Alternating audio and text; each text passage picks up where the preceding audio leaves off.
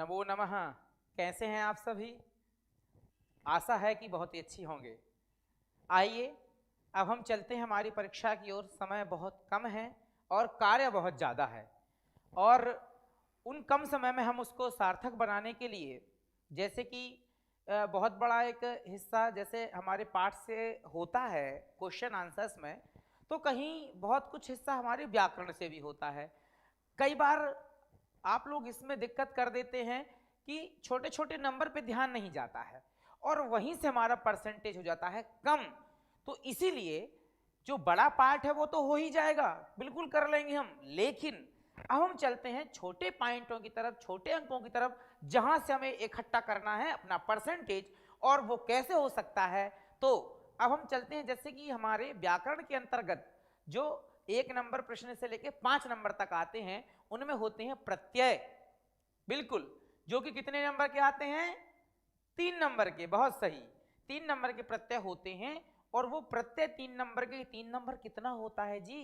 जो 1 नंबर से कई बार फेल हो जाता है उससे पूछो, या कई बार किसी बच्चे को स्कूटी मिल गई, या बहुत अच्छा उसको लैपटॉप मिल गया, या उसका मध्य प्रदेश में नाम आ गया और कोई बच्चा उससे 1 नंबर में कम रह गया, तो 1 नंबर की कीमत उससे पूछो कि अगर 1 नंबर होता तो सबसे टॉप पे वह होता। इसलिए कभी भी ये मत सोचना कि 1-2 नंबर में क्या है, फिर तो प्रत्यय होते हैं कितने? 3 नंबर के। तो बिल्कुल अब हम बिल्कुल इस चैनल पे आप हमेशा बने रहें, इसको सब्सक्राइब करें, देखते रहें। ऐसे ही हम आपके लिए अच्छे अच्छे वीडियोस लेके आते रहेंगे जो छोटे छोटे नंबर से आपको एक बड़े सफलता की ओर लेके जाएगी। ठीक है, तो बिल्कुल बने रहिएगा, बिना स्किप किए इसको देखते रहिए। अपने फ्रेंड्स को भी इसको शेयर कीजिए कि उनको भी इसका लाभ हो पाए। तो हम देखते हैं कि प्रत्यय प्रत्यय को हम किस तरीके से समझ पाएंगे। तो प्रत्यय आपने देखा कि प्रत्यय हमारा 3 नंबर का होना है। ठीक है, तो अब हमें समझना होता है सबसे पहले चीज प्रत्यय की पहचान, की प्रत्यय है कैसे। तो पहले हम समझेंगे पहचान, दूसरा हम समझेंगे कि वो प्रश्न किस किस तरीके से आ सकता है और वो किस तरीके से आपको हल करने हैं। दो चीजें, इन पे आपको खास तौर से ध्यान जाए, क्योंकि कई बार आप गलती वहां कर देते हैं कि प्रश्न को नहीं समझ पा रहे हैं कि प्रश्न क्या कह रहा है। तो मैं वो कोशिश करता हूं कि आपको प्रश्न को आप अच्छी तरीके से समझ पाएं कि वो क्या कह रहा है। तो पहले वाले पॉइंट पर चलते हैं हम कि पहचान किस तरीके से होगी और वो मुख्य मुख्य प्रत्यय हैं कौन से। तो सबसे पहले बहुत ही अच्छा एक फेमस प्रत्यय है त्वा प्रत्यय। ठीक है, एक ये हो गया। दूसरा प्रत्यय आप जो है मान लीजिए तुमुन प्रत्यय।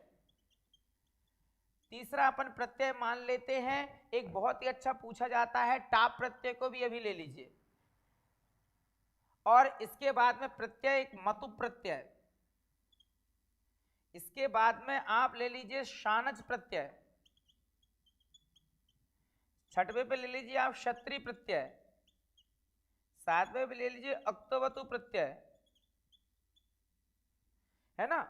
तो अभी मैंने केवल इतने आपको प्रत्यय बताए हुए हैं। और बहुत अच्छी एक फेमस जो बार बार पूछ लिया जाता है ना। तो अभी केवल मैं आपको इन 8 प्रत्ययों बता रहा हूं, कुछ फिर थोड़े थोड़े प्रत्यय और भी बताऊंगा, लेकिन तब तक अब 8 को देखो। अक्त्व प्रत्यय है, तो जैसे कि लास्ट में इसमें जो त्वा आ रहा है, यहां आपका ध्यान जाएगा, यही आपको ध्यान रखना है। जैसे यदि, अच्छा दूसरी बात ये प्रत्यय ध्यान देना कि ये शब्द या पद अपन कहें, पद के या शब्द के जो भी वहां लिखा हुआ है अंतिम में होते हैं, है ना। जो अंतिम है अंतिम में ढूंढना है आपको, प्रारंभ में नहीं।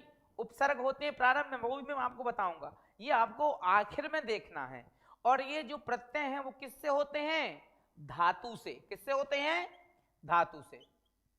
ठीक है, धातु अर्थात वही क्रिया, आना जाना चलना बोलना खाना पढ़ना लिखना इत्यादि। तो उन प्रत्ययों उन धातु से हमें देखना है सबसे पहली चीज।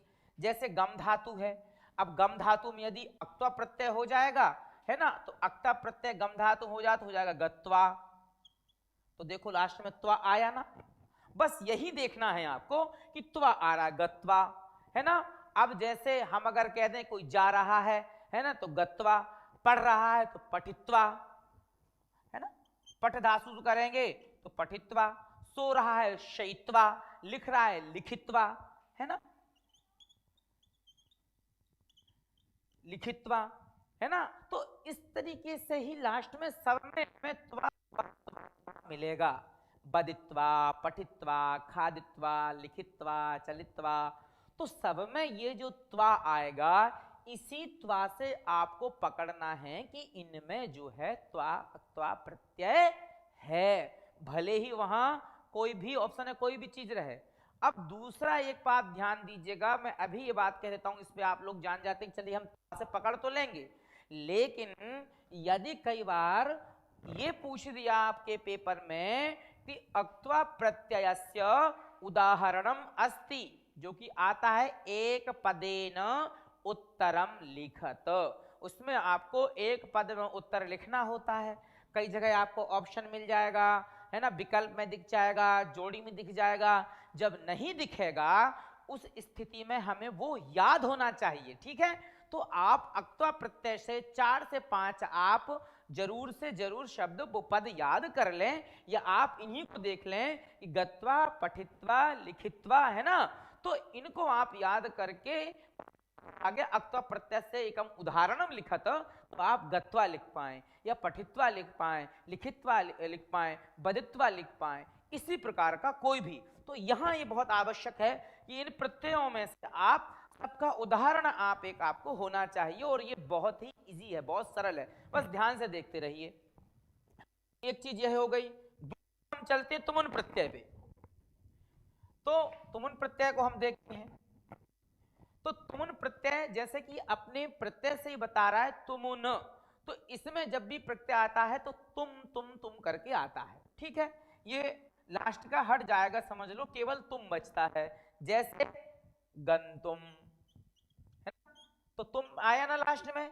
अब जब तुम आया तो सिंपल सा आप मान लो कि तुमुन प्रत्यय है ना। तुम आ गया गंतुम, फिर आ गया पठितुम, तुम आ रहा है ना, आ रहा है, बिल्कुल यही है कि जब इसमें आएगा तुम तो समझ जाओ कि इसमें तुमुन प्रत्यय है ना।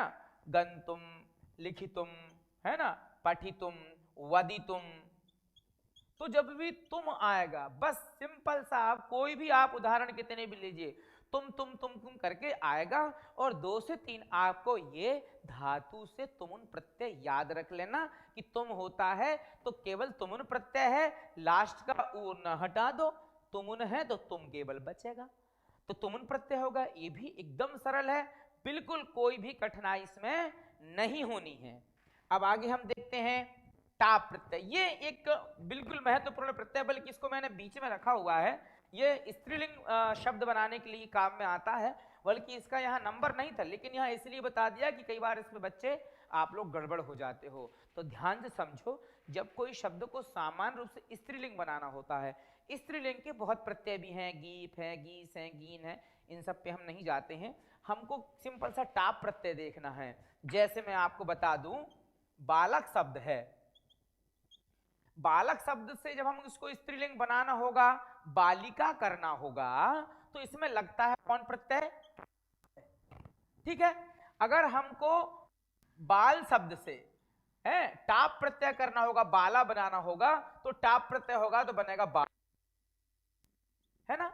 अध्यापक शब्द है, अध्यापक शब्द से हमको अध्यापिका स्त्रीलिंग बनाना है, पुरुष है तो अध्यापक होगा, और अगर स्त्री है तो अध्यापिका होगी, तो उस अध्यापिका शब्द बनाने के लिए प्रत्यय लगता है टाप, बहुत सही।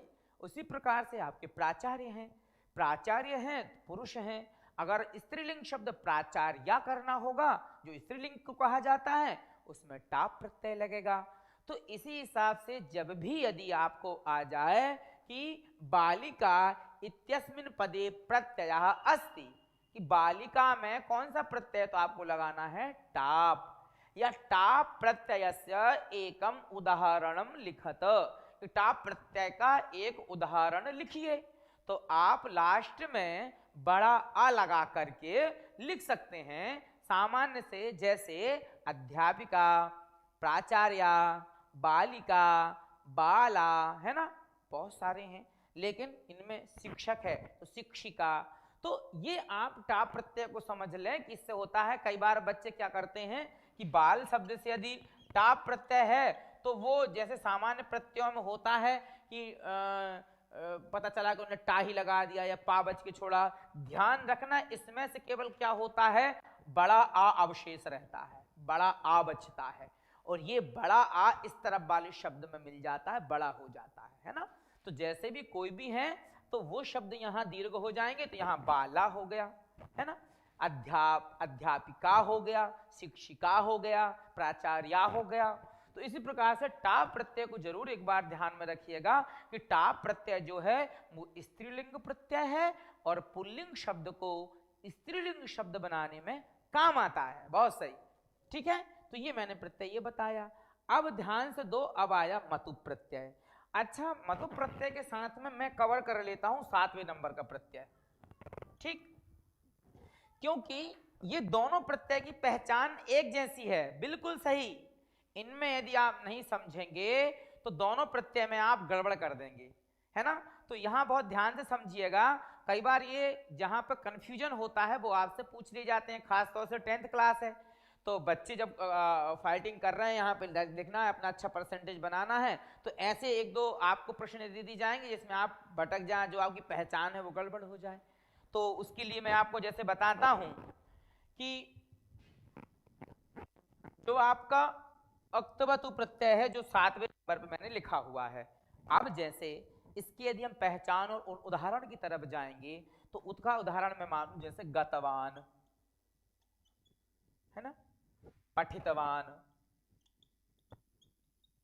है ना, लिखितवान। तो इसमें उदाहरण क्या हुआ, इसका समझ में क्या पहचान क्या हुई, वान। जब वान आ रहा है तो ये वान बताएगा कि यहां पर अक्तवतु प्रत्यय है, आधा का, पूरा ता, फिर पूरा वा, ता में छोटा की मात्रा, अक्तवतु, है ना। तो उसमें जब वान वान वान वान करके आएगा तो वहां प्रत्यय होता है अक्तवतु। लेकिन बिल्कुल अब वान पे ही नहीं जाना। जैसे किसी ने कह दिया धनवान, है ना, और रूपवान, तो यहां भी तो वान आ रहा है, तो यहां कौन सा प्रत्यय है, अक्तवतु नहीं है। यही बात समझना है, यहां पर प्रत्यय है मतुप, और दोनों में वान है। गतवान देख लो, धनवान देख लो, रूपवान, वान तो समझ में सब में आ रहा है। तो फिर आप ये कहेंगे कि सर इसको हम देखेंगे कैसे, समझेंगे कैसे, ये दोनों में वान है कि अक्तवतु है कि मतुप है। बिल्कुल इसको एकदम मिस मत करना, बड़े ध्यान से समझना, एकदम यूं समझ में आ जाएगा। कैसे, ध्यान से समझो। जब भी क्रिया होगी, जब क्रिया का प्रयोग होगा, चलना, पढ़ना, खाना, लिखना, उठना, है ना, जहां क्रिया है उस क्रिया में होता अक्तवतु।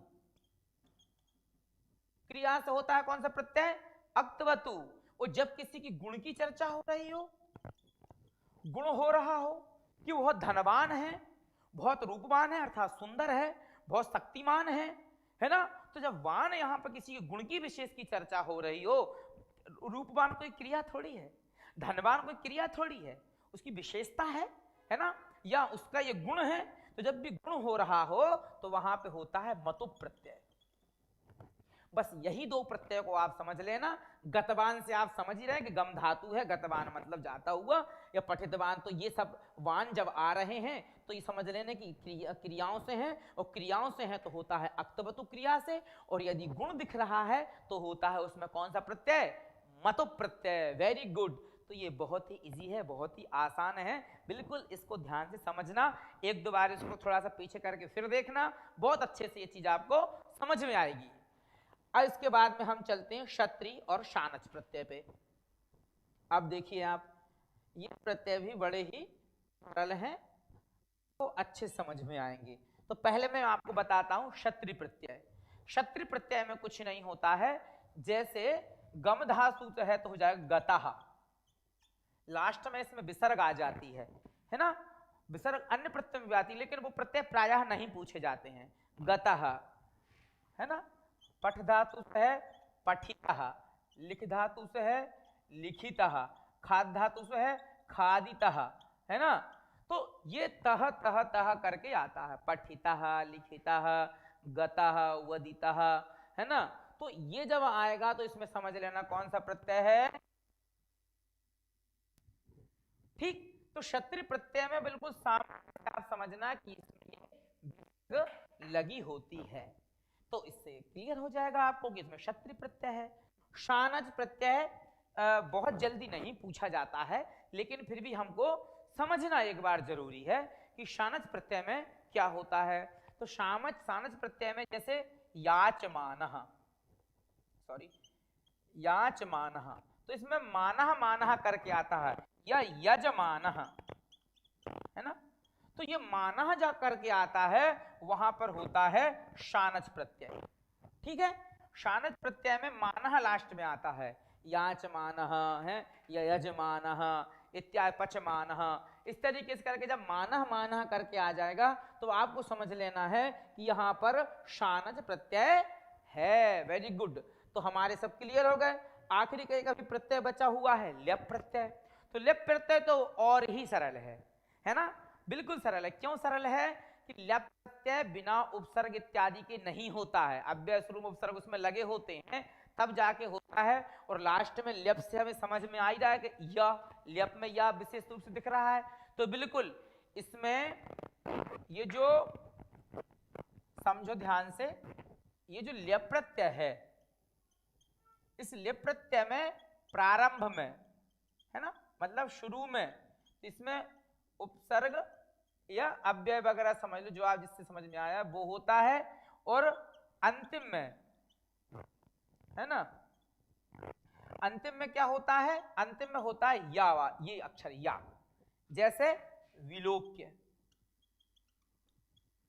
तो देखो उपसर्ग विलोक्य है ना, तो इसमें निश्चित लास्ट में क्या आ रहा है, या आ रहा है ना, या समहृत्य, है ना, समहृत्य। तो शुरू में देखो सा ये आ गया और लास्ट में यहां पे फिर से उपसर्ग है, अवगत्य। ये देखो शुरू में अवगत्य।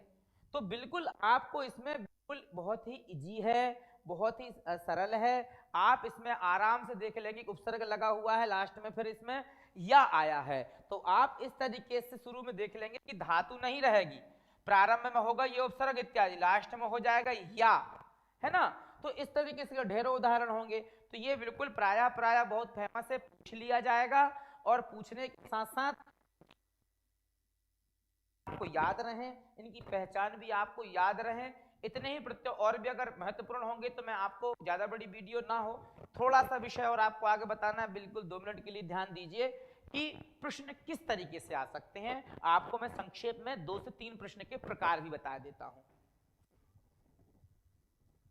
तो ध्यान दीजिए, क्या प्रश्न किस तरीके से पूछ लिया जाएगा। या तो आपको इस तरीके से पूछ लिया जाएगा कि अक्त्वा प्रत्ययस्य उदाहरणम अस्ति। तो यदि ये प्रश्न नंबर पहले में हुआ जिसमें नीचे विकल्प दिए जाते हैं, तो अक्त्वा प्रत्ययस्य उदाहरणम अस्ति, तो हो सकता है नीचे दे दिए जाए गत्वा, है ना, या गतः, है ना, या आपको दीजिए विलोक्य, है ना, या समहृत्य, कुछ भी। तो आपको यहां फिर बहुत सरल हो जाएगा कि नीचे ऑप्शन दिए हुए हैं, क्योंकि आपको पहचान पता है कि अक्त्वा प्रत्यय निश्चित है कि त्वा आ जाएगा। इसी प्रकार यहां पता चल जाए तुमुन प्रत्यय से उदाहरणमस्ति, तो यहां गंतुम पठितुम जैसे कुछ नीचे उदाहरण मिल जाए। तो इसमें क्या होती है, ऑप्शनल वाले होता है प्रश्नों को पकड़ना बहुत सरल। लेकिन जब यहां यह आ जाए कि एक पदेन उत्तरम लिखत, है ना, एक प्रश्न होता है ना जिसमें एक पद में उत्तर दिया होता है, तो अक्त्वा प्रत्यय से उदाहरणम अस्ति या पूर्णविराम दे दिया, तो अब आपको क्या करना है कि अक्त्वा प्रत्यय का एक उदाहरण लिखना है। तो इसके लिए मैं कह रहा था आपसे कि प्रत्येक प्रत्यय के 1 से 2 उदाहरण आपको रेडी होने चाहिए। और बच्चे कई बार यहाँ गलती कर देते हैं, उनको लगता है कि ऑप्शन तो हमें मिल ही जाता है, पहचान तो हमें आती है, लेकिन कई बार शब्द ध्यान नहीं जा पाता है ना। तो आपको यहाँ चला जाए खटाक से कि आपको पता चल जाए कि हम इसके लिए गत्वा लिख देंगे, कि पठित्वा लिख देंगे, कि बदत्वा लिख देंगे, है ना। इसी में तुमन प्रत्यय से उदाहरणमस्ति, अक्त्वा प्रत्यय से उदाहरणमस्ति, क्षत्रि प्रत्यय से उदाहरणमस्ति, मतु प्रत्यय से उदाहरणमस्ति, ये हो जाएगा। फिर कई बार क्या हो जाएगा कि प्रश्न का एक तरीका यह भी हो जाता है कि अक्त्वा प्रत्यय से डैश डैश डैश खाली स्थान दे दिया, यहाँ लिख दिया उदाहरणम अस्ति, आगे ऑप्शन में दे दिया गत्वा या गंतुम। तो जब ऑप्शन वहां रहेगा तो निश्चित है वहां से आप पकड़ना सरल रहेगा, क्योंकि गत्वा वहां है, एक ऑप्शन है। क्योंकि इसमें एक प्रश्न आता ना, कोष्ठ का चित्वा कोष्ठक चुन करके आपको वो देना है ना, तो प्रदत्त शब्द ही है, इस तरीके से प्रदत्त शब्द से रिक्त स्थानानि पूर्यत। तो कोई भी अगर ऐसा आ रहा है तो क्योंकि आपके पास वहां दिख रहा है तो ये लिखने में सहूलियत होगी, है तो इसमें आपका हो जाएगा। अब एक कहां ध्यान देना है, वहां एक और सरल स्थान बताता हूं आपको जहां जोड़ियां मिलानी होती हैं, है ना। यहां पे लिख दिया गत्वा दे दिया, यहां नीचे पता चल रहा है 5वें नंबर पे दे दिया अक्त्वा। तो ये भी आपको युग्म मेलनम कुरुत जो प्रश्न होता है ये भी आप कर लेंगे, लेकिन ध्यान देना है किसमें, जिसमें सत्य और असत्य आते हैं कि शुद्ध वाक्या नाम समक्षम आम, अशुद्ध वाक्या नाम समक्षम ना इति लिखत, ये बहुत महत्वपूर्ण होता है। प्रायः बच्चे इसमें गलतियां कर देते हैं। इस वाले प्रश्न को कोई भी प्रश्न हो बहुत समझ के करना, क्योंकि खेल हो जाता है, लास्ट में ध्यान देना होता है इसमें अस्ति कह रहा है कि नास्ति कह रहा है, यहां बहुत महत्वपूर्ण होता है। तो इसलिए यहां गलती मत करना आप लोग। ये उन्होंने दे दिया कि अक्त्वा प्रत्ययस्य गंतुम उदाहरणम नास्ति, है ना, कि अब आपको शुद्ध वाक्य नाम समक्ष में आम लिखना, अशुद्ध के सामने ना लिखना है। तो आपने जैसे ही देखा कि अक्त्वा प्रत्यय उदाहरणम गंतुम, तो आपने जैसे गंतुम, अरे गंतुम थोड़ी होता है, तो आपने कर दिया ना, जबकि वो कह रहा खुद उसने कह दिया कि नास्ति, गंतुम उदाहरण नहीं है, तो आपको लिखना था आम। जी हाँ, ये सही कह रहे हैं आप, गंतुम उदाहरण नहीं है, और हमने गंतुम देखते ही कर दिया ना, ऐसा नहीं, ये गलत वाक्य है, गंतुम थोड़ी होता है जी, गत्वा होता है। तो यहां बहुत ध्यान देना होता है कि लास्ट में उसने अस्ति कहा है कि नास्ति कहा है। तो सीधी सी जाइए, बाकी को देखिए कि वाक्य ये सही है, जो भी वो कह रहा है, हाँ कह रहा है, ना कह रहा है, उस हिसाब से इसमें आम और ना लिखना, और कभी भी आम और ना में सही का या क्रॉस का निशान मत लगाना, सत्य या असत्य मत लिखना। आगे हम फिर पुनः इन्हीं अच्छे कोई वीडियो टॉपिक लेकर के आएंगे, तो चैनल में बने रहें, हमेशा देखते रहें। नमो नमः। बहुत ही अच्छे, और अपने सभी मित्रों को जरूर उनको शेयर कर देना ताकि वो भी इसका लाभ ले पाएं। धन्यवाद।